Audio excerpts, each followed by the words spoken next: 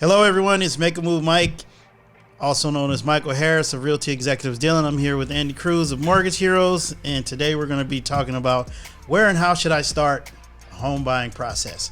Now, initially, when I thought about this topic to discuss it for our video today, I thought, there's a lot of people that still are a little uncertain, unsure about the home buying process, and that's understandable.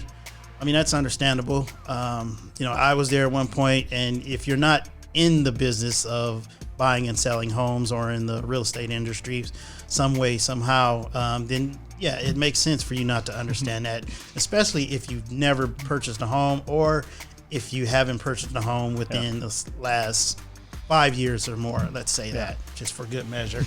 But I want to just, kind of let people know, like, this is the way it works, or this is the way I recommend you start the process if you are wondering. So here we go. So number one, just get financially prepared, whatever that means for you and your family, getting your finances in order, whether that's paying off debt, beginning a budget, and just having a solid plan overall is going to be a great foundation for you to buy a home and start this process, because it's not easy, and it may seem, sometimes I think it's easy, but having gone through it with first time home buyers and even second or third time home buyers, it's not the easiest process sometimes, but we make it work and we make it seem easy as we can. So. That's right. It's not simple, but it's easy, right? It can be easy. Yes, exactly. The second thing I want to mention is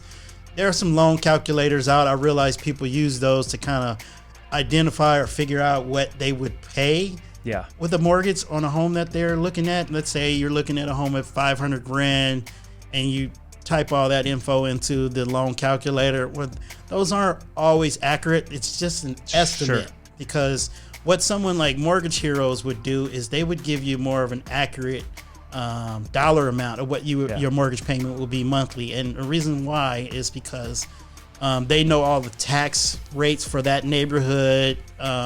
They know the interest that you're going to receive for your loan. And you got to look up the HOA in that neighborhood. Right. You could literally cross a street into a different development, and one might have $100 HOA, and the one across the street has $300. That makes a big difference, especially like when you're talking about having a budget and point number one, and then using a calculator in point number two. It's like, you could literally go from one neighborhood to the next, and your cost to own changes simply because the HOA is different. Exactly, and Andy just mentioned it.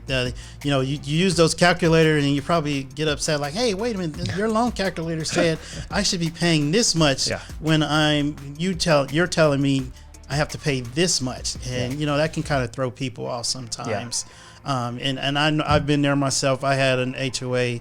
I had 2 homeowners associations for my community that I lived in. So that's right. And that totaled about $350. So, and that changes your monthly cost. Exactly. And this kind of segues into the next point, which is talk to a mortgage professional. Exactly. So item number 3, talk to us. Come and ask questions and look at what your actual range is going to be of affordability. Not just what you can get underwritten for, but you might actually get qualified for more than you want to pay. That happens sometimes too, where people go, "Oh, I didn't know I can afford $3,500 a month of total housing expense. I only want to pay $3,000." Well, okay, fine, that's okay too. But you have to come and have that conversation. The online calculator won't tell you that. Exactly. And to be fair, the online calculator can be mathematically correct, but it doesn't take into account all the factors. So it's only correct on the factors it's measuring, which may not be all of them. And then that kind of dovetails into the next thing, which is getting your application done. So item number 4 is get an application complete and get approved. Right. And actually getting approved means get that DU. DU stands for desktop underwriting, Mike. And you know this, that means that when you are making an offer, that offer goes along with that DU and a letter to the seller saying these people are qualified. They've already been qualified. They're not pre-approved or pre-qualified. Is they pre-qualified or pre-approved? Like, no, this is an actual approval that the bank will use to underwrite the loan. Exactly. And the reason we mentioned speak with a mortgage professional first is because you want to get the details and the breakdown of everything prior to getting that pre-approval. So I just wanted to throw that in there. And before you get in the car and go look at a bunch of stuff that you get your hopes up and excited for, and you go, oh, wait a minute, I can't pay this? Yeah. Or, like I was saying before, you might go be looking at places that are outside your budget, even though you qualify for it. Yeah. You got to know what those things are. Yeah, and that budget is always different from every family. Correct. Or every family. Correct. You know. Yeah. And so the next thing we're going to talk about is that buyer, call me. Find yourself an agent, someone you're comfortable with. I know we mentioned in the previous video that, find someone in your family or a friend that had a great experience with an agent that they work with. So, and reach out to them, reach out to that agent, kind of get a feel for them. Is this a person or persons that I really enjoy working with, and I believe that I'm going to be a great fit and have a good experience? So take that into consideration. Yeah. Next, have that buyer consultation with that agent, and that buyer consultation, we're going to, set expectations. We're going to give you the expectations of what to expect from the market, what to expect from myself as a professional, as in your agent. I'm going to set expectations from what we should expect from you as the buyer, things like that. So we get that. And expectations of the market as well. Yes. So kind of like what should the buyer's expectations of you as a realtor be? What are your expectations on them as buyers? And what should your mutual expectations of the market be? Exactly. Couldn't have said it That's better. really important. Yes. You get all that out in the open up front, and that alleviates you having any potential problems or you don't want to be caught off guard. I mean, right. Look, we deal in housing and real estate and mortgage every day, but buyers don't. If you only buy a house once every 7 years or 10 years, you don't want to be caught off guard. You want to be prepared, ready, and have the proper expectations going into it. Yeah, exactly. So the next step, begin making offers after first, I should say, before you begin making offers, preview some homes with your agent first. That's right. Then you can begin making offers. I usually recommend, making offers on homes that you view as a 7, 8, 9, 10. Homes that, may not be 100% what you're looking for, but, you're willing to not have one or two things that you're looking for in order to move forward with the process. And, after you make your offers, the next step is getting your offer accepted. What happens when that's when the ball really starts rolling. You get loan processing and, final approval. Yeah, you have the next stage, which is all the loan parts, right? It's going to be ordering the appraisal, getting the home inspection with your realtor ordered, and then all those little steps of opening title and escrow and collecting all the things we need now in order to close the loan. There's time that elapses from the time you get approved to the time you find your house you like, make the offer gets accepted, and escrow opens. That doesn't happen always like in one weekend. That could happen over the course of months. Yeah. So as 1, 2, 3 months pass, we need updated pay stubs, we need new bank statements. We have to refresh some of the documentation that was originally used to get your approval. Yeah. Now we need that to show the underwriter, hey, all this is still current, and here you go. Right. And once you get that going, you're going to have what we call contingency periods. Contingency periods are your time period where you're allowed to, 1, get your loan approved, get funding.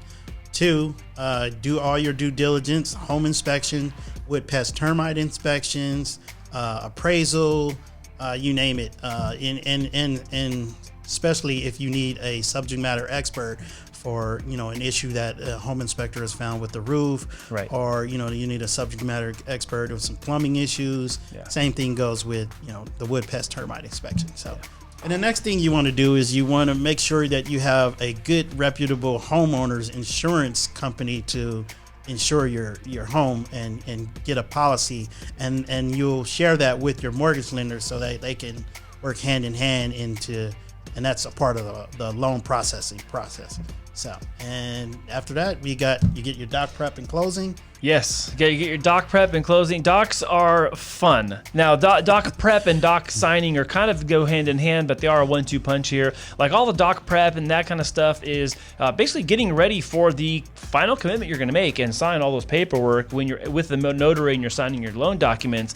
I recommend stretching your hand out the morning of that signing. There are a lot more pages to sign now in 2021 than there were when we first started this business in 2005. I mean, probably fourfold the amount of documents to sign just with the new laws and Yeah. new regulations and new forms and new oversight. There's just a lot of that kind of stuff. And then once those docs are returned to underwriting and everyone gets the part they need, escrow needs some things, title needs some of that, the bank gets their part, and then everyone has to review that. Those docs have to be approved, and then we'll get in line for funding. And then once everything's all checked off and done, that loan can be funded. And then comes the great part, because after funding comes close of escrow comes, Lex, and that's when everyone gets fat and happy.